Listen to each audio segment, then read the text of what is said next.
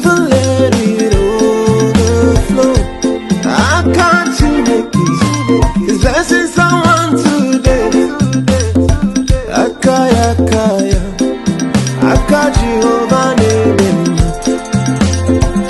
The rain of healing is falling on you today. The rain of favor is falling on you today. Aka Chineke is blessing someone today.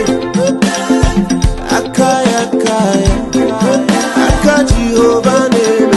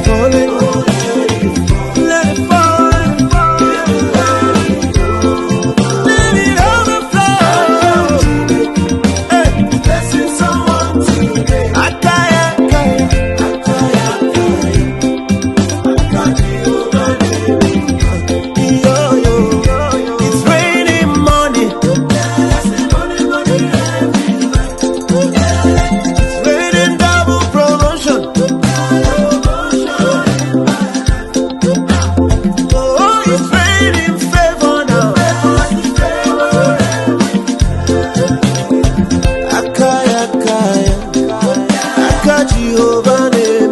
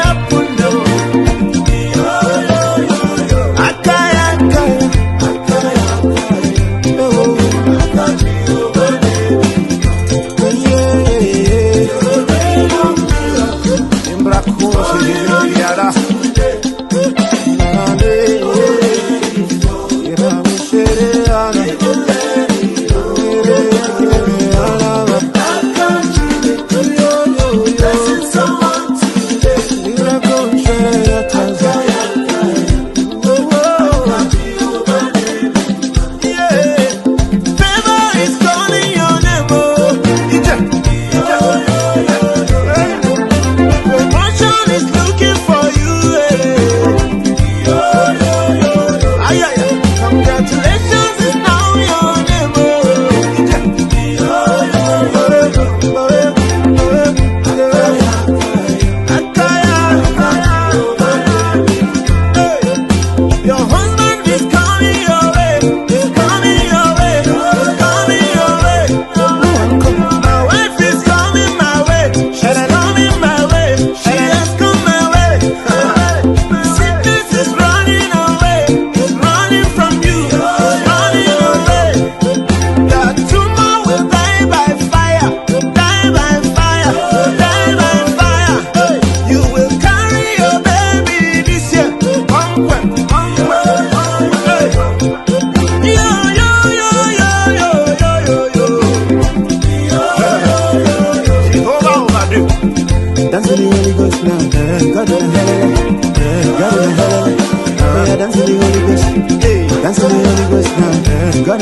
and got my head